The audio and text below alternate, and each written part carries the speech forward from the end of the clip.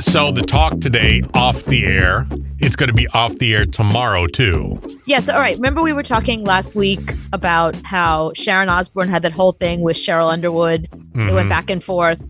And then Holly Robinson Pete, who used to be on the show, she came out and said, Sharon Osbourne had me fired. She said that I was too ghetto for the show and she had me fired. So Sharon Osbourne is like, that didn't happen. That's not true. And I mean, Holly Robinson Pete is not one of those women she's not hysterical. She's not gonna say somebody got her fired when it didn't happen. She's not looking for drama. She was just like, yeah. And by the way, this happened, so between the two of them, I think I'm going to believe Holly Robinson Pete, by the way.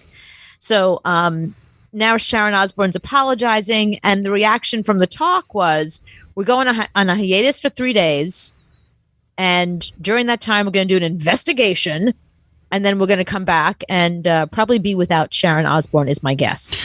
So what kind of investigation do they have to do? I mean, they can see the same video we did.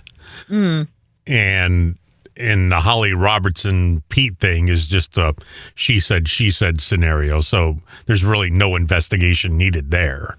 So they're going to probably bring in HR, and they're going to bring in maybe an attorney, and they're going to go through some of Sharon Osbourne's tweets and check out her back and forth with Piers Morgan and really look at the words that she used. There's people now that, here's my favorite thing. So remember we were watching all those movies about strippers and stripping and sex workers. There's a woman out there, there's a couple of women out there that they're ex-sex workers, and they get on a set and they make sure that you're doing exactly what is cool. Like there's certain things you shouldn't say. And there's certain things that are just like, too old school to say about sex workers. So they make sure that it stays really like PC and that it's accurate.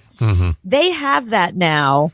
They're called, I want to say like diversity officers or something to that effect, where they come in to a facility and make sure that you're not doing these microaggressions and doing these things that are making your employees feel uncomfortable, even by accident, even like unintentionally.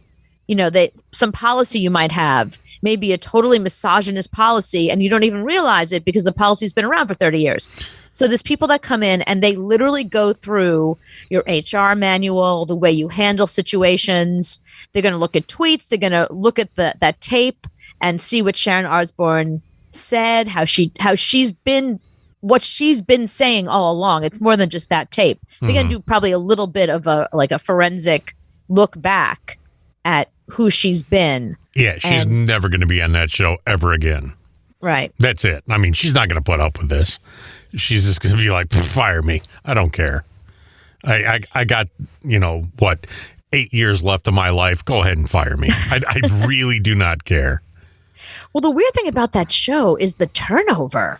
I mean, the original cast of The Talk was gone within a couple of months, then new people, and then somebody else comes in, somebody else goes out. I think Sharon Osbourne, I don't think she was an original member. Maybe she was, but everyone's gone. Like all the original people are just like long gone. So that's a weird show. That's just like, it's not like The View, where they have a couple of staples and they just sort of switch out The View is doing the same thing now where they're switching out a lot of people. They've lost a lot of people.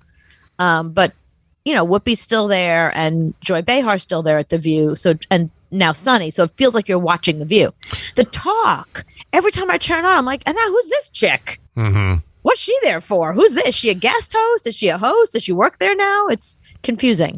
Up until a couple of months ago, I would study ratings of TV shows. And I'm telling you, The Talk has 0.0 ratings. The View has 0.0 ratings.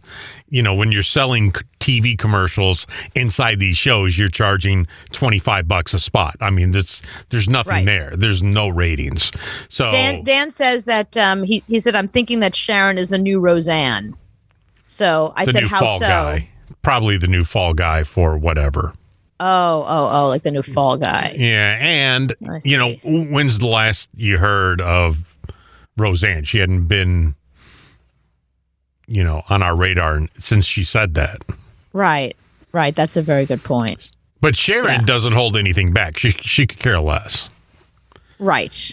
She's dealt with Ozzy and and her kids. So yeah, but this isn't that show. I mean, this show is supposed to be talking about current things. Okay, so just let's look at the history of the talk for a second. It started out with Julie Chen. She was the main. I think Sharon Osbourne was there originally, but Julie Chen, it was really her show. I mean, it's on CBS, and it was like her husband's channel. You know what I mean? Yeah. It was developed by Sarah Gilbert, but is she even on it anymore? No, that's she's what I'm gone. saying. She left to go do the Connors, and that's it. She left the show.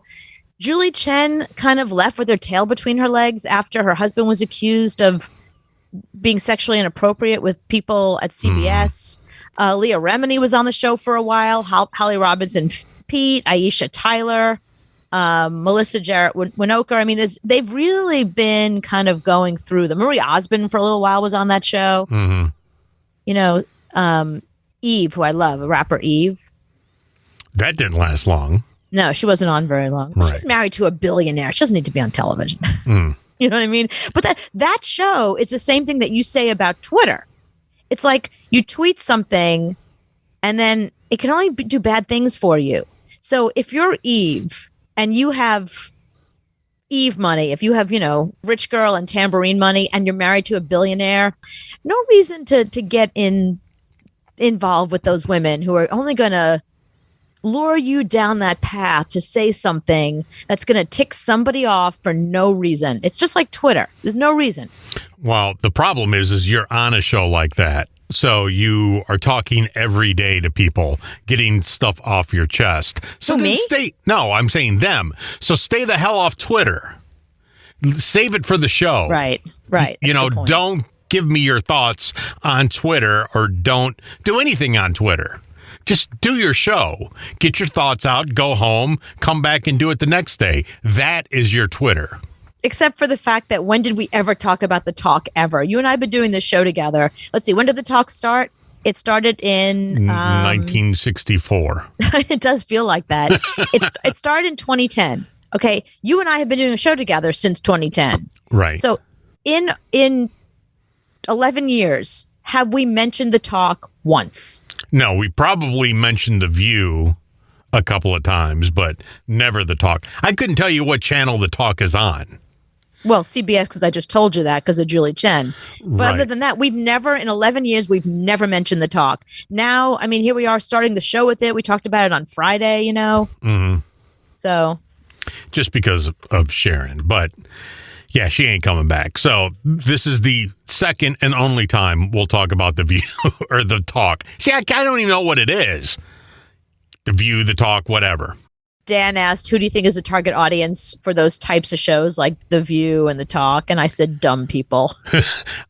People that are at home and they're watching Good Morning America and they forgot to turn the TV. There you go. That's what it is.